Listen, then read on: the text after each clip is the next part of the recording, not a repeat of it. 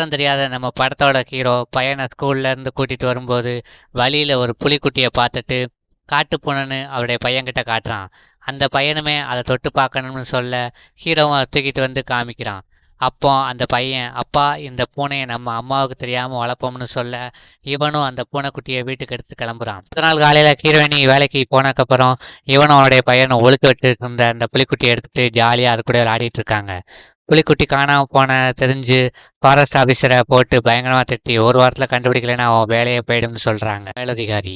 அதுக்கப்புறம் ஹீரோவும் ஒரு அட்டைப்பெட்டியில் புலிக்குட்டியை வச்சு ஒரு பலகை மேலே வச்சிருந்தான். அந்த பெட்டி மேலேருந்து கீழே விழுந்து அங்கே உள்ள விளக்கு மேலே விழுந்து வீடு முழுக்க தீ பிடிச்சிடுது. இதை பார்த்த அங்கே உள்ள மக்கள் எல்லாரும் வீடு தீ பிடிச்சதை தெரிஞ்சு வேகமாக வந்து தீயை அணைச்சிருந்தாங்க. ஹீரோனின் வேலை முடிஞ்சதும் நாம ஆசையாக வாங்கி வச்ச பொருள் எல்லாம் தீயில எரிஞ்சிச்சுன்னு சொல்லி ஃபீல் பண்ணிட்டு இருப்பா. ஹீரோவும் அவனுடைய பையனும் நம்ம பூனைக்குட்டி தப்பிச்சிச்சுன்னு சொல்லி பேசிட்டு இருக்காங்க. அடுத்து ஹீரோயினிக்கு ப்ரொமோஷன் கொடுத்து ஒரு சிட்டிக்கு போக சொல்லிடுறாங்க. நம்ம ஹீரோயினையும் ஹீரோவை தனியாக விட்டுட்டு போகக்கூடாதுக்காக அவங்க 2 பேரையும் சிட்டிக்கு கூட்டிகிட்டு போகிற சமயத்தில் அங்கே உள்ளவங்க கிட்ட நாங்கள் வர்ற வரைக்கும் இந்த பூனைக்குட்டியை பத்திரமா பார்த்துக்கோன்னு சொல்லி கிளம்பிட்டுதாரு நம்ம ஹீரோ. ஹீரோயினுக்கு ட்ரைனிங்லாம் முடிஞ்சு ஒரு மாதத்துக்கு அப்புறம் திரும்ப ஊருக்கு வர்றாங்க. இவனும் வேக வேகமாக கிளம்பி அந்த பூனைக்குட்டியை பார்க்க போகிறான். அதுக்கப்புறம் தான் தெரிய வருது நம்ம ஹீரோவுக்கு அது பூனைக்குட்டி இல்லை புலிக்குட்டின்னு. இவனும் என்ன பண்ணுறன்னு தெரியாமல் நடந்த விஷயத்தை எல்லாத்தையும் ஹீரோயின்கிட்ட சொல்ல ஹீரோயினையும் நீ தான் எடுத்துகிட்டு வந்தன்னு யாருக்குமே தெரியாது, அதனால் இதை இப்படியே விட்டுருன்னு சொல்கிறா. அப்போ பார்த்து அந்த புலியை பார்த்துக்கிட்டவன் இவன் அந்த புலிக்கு மணி கட்டி விட்டதை வீடியோ எடுத்து வச்சுக்கிட்டு ஒழுங்காக கூட்டிகிட்டு போன்னு சொல்கிறான். ஹீரோவும் ஹீரோயினையும் போய் நைட்டு அந்த வீட்டில் தங்கிக்கிட்டு அந்த புலிக்குட்டி ஒரு பேக்குள்ளே போட்டு காட்டுக்குள்ளே விடணும்னு கிளம்புறாங்க. இருந்தாலும் நம்ம ஹீரோ அந்த பூனைக்குட்டியை ரொம்ப ஆசபாசமாக வளர்க்க ஆரம்பிக்காது. அதுக்கு பேர் சுப்பிரமணியனும் பேர் வைக்காரு.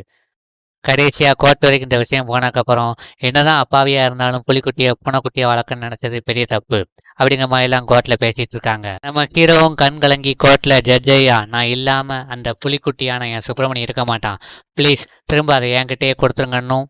காட்டுக்குள்ளே விடலாம் தான் போனேன், ஆனால் மனித மிருகங்கள் இந்த காட்டில் உள்ள வனவிலங்குகள் காடெல்லாம் அழிச்சுக்கிட்டே வர்றாங்க, என் சுப்பிரமணி என்னை விட்டு இருக்க மாட்டான் அப்படிங்கிற மாதிரிலாம் ஜட்ஜுக்கிட்ட பயங்கரமாக எமோஷனாக சொல்கிறாரு நம்ம ஹீரோ.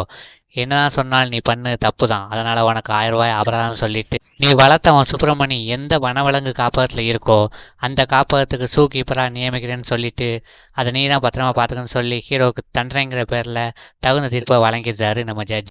அந்த வனவிலங்கு காப்பதுக்குள்ள ஹீரோவும் நம்ம ஹீரோ வளர்த்த சுப்பிரமணிங்கிற புலியும் சந்தோஷமா இருக்காங்க.